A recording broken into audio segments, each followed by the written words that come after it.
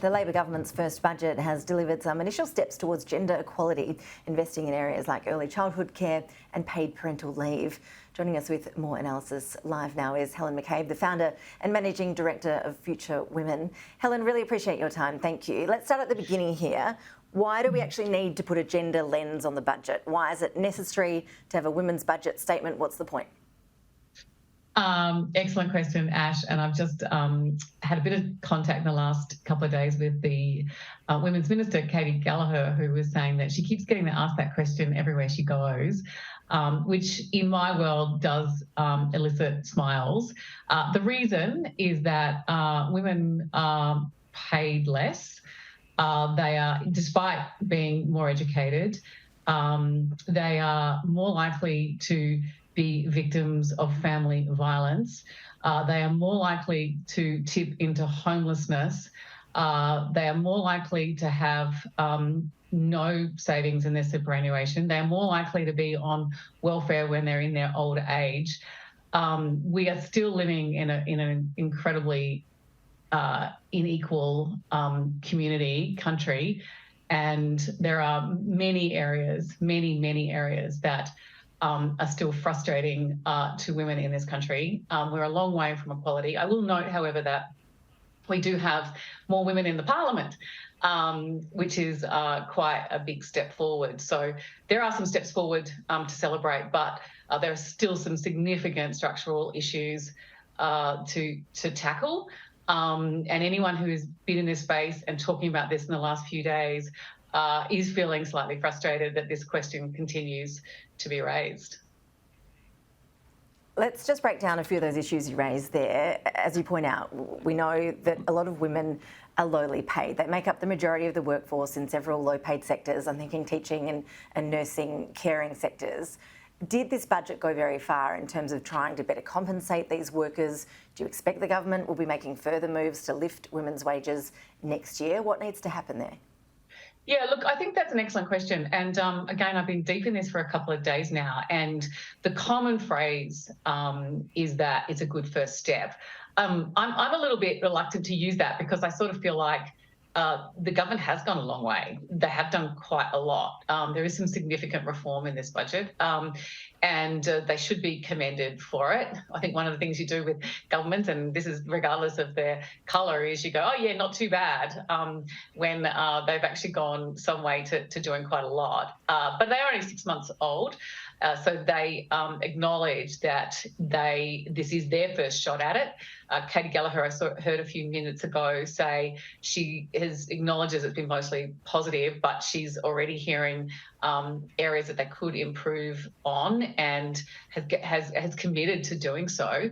I think the thing that stands out, particularly around those issues around the pay for low-paid, childcare and low-paid workers, and there's legislation, I believe, being negotiated at the moment around the industrial relations laws to tackle some of this, is that there is a pretty strong commitment. And the reason why the journalist in me is not as cynical is because I've just watched the sheer numbers of women talking about this. It's critical mass in the parliament. So even if the government was being wildly cynical, i.e. the Prime Minister and the Treasurer, and just, doing a headline performance, they're not going to get away with it because they've raised the stakes.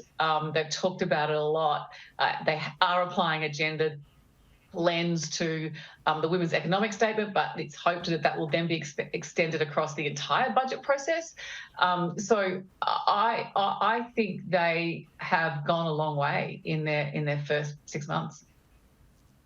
And when you look at some of the policies that have been well received, I'm thinking investments in childcare and paid parental leave, there is a real shift there, isn't there, in terms of the attitude and the funding towards those sort of issues compared with the previous government? Look, I mean, the previous government had so many challenges with the pandemic. So in some ways, this government has sort of come out of the pandemic mindset and able to sort of apply a completely new lens to it, and with significant numbers of women in the room, both in the ministry, in cabinet, and in the caucus. you can really feel that that has made a significant difference to the way this government's gone about setting this policy. Look,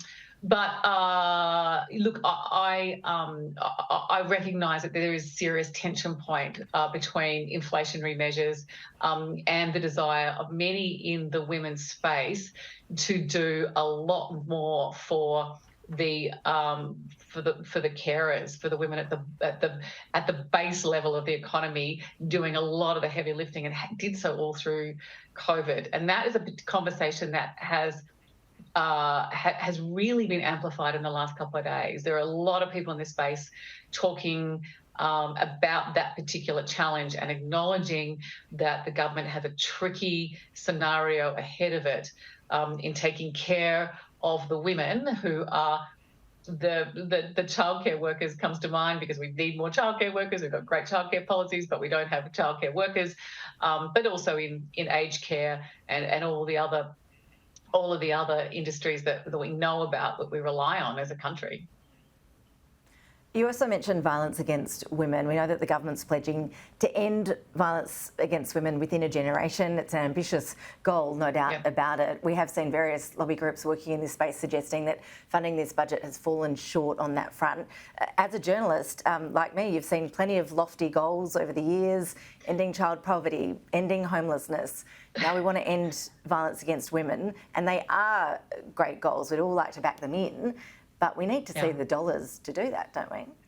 Yeah, Ash, absolutely. And I have really been listening to this debate with two hats. One as a journalist and a former journalist covering budgets for many, many years, but also someone who now heads a company called Future Women and has spent a lot of time reporting on family violence. We did a podcast last year, There's No Place Like Home, talking to 100 hours, I think, of recordings and dozens of stakeholders. So understanding what it takes to fix this what's been a completely intractable problem. And it does astound me that in 2022, we're still talking about the levels of family violence. One woman is killed, by a partner or former partner every 9 days. That is still a statistic. And I've been citing that statistic for as long as I can remember.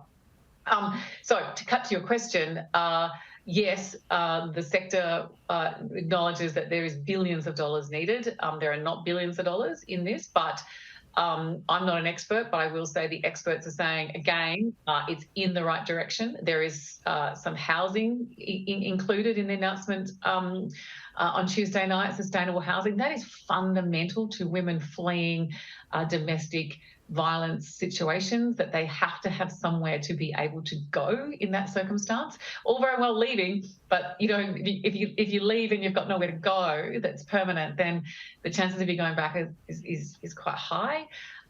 So it requires a very complex, sophisticated response.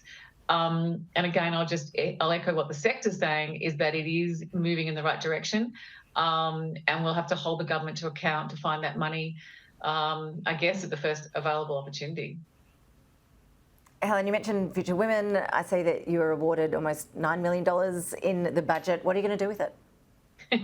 I'm glad you asked. I'm very excited. We ran a pilot through the Office for Women under the previous government to help underemployed women find work. So it was in that time in COVID when women were the first people out of work, hospitality, retail, they were the first to lose their jobs. So we were like, what do we do? Cut to today, that pilot has, I think, hit like 72% success rate of finding women work, jobs or study. And it was really a bit of a hunch that with a skills shortage and labour shortage, that a lot of employers were looking for competent, great women who wanted 2 or 3 days a week to work. So we formed this alliance with something like 50 organisations who signed up, and we did some training and connected the two, and that was extended on Tuesday night to 2,000 women across Australia. But the interesting thing about this is we're only targeting, apologies to anyone who's under 40, we're only targeting women over 40. So this is really primarily going to scoop up women who have taken time out to care for children, either 1 year, 10 years, 15 years, and I kind of go, I want to work, I need 2 or 3 days a week work, there's a skills shortage, and people keep telling me I should be able to get a job, but I'm finding it hard. So over 3 years, we're going to hopefully find something like 2,000 women work or study, because there's some great opportunities in the budget and in previous budgets actually for training and retraining. And just to call out a lot of those companies that are working with us, like there are some excellent corporations that are offering terrific trainee programs and returnship programs. So we're just joining the dots. And also joining the dots with existing government programs too that don't get a lot of publicity. We're sort of welcoming them into our world and running digital jobs fairs. So it's it's been a wild ride, but it's been incredibly exciting and gratifying. And to both governments, both the Morrison government and the Albanese government have supported it. So yes, very exciting for us. Sounds like a great initiative, Helen McCabe. Really appreciate you taking the time to talk us through it and give your reaction to the Women's Budget Statement. Thanks so much. Thank you. Thanks for having me.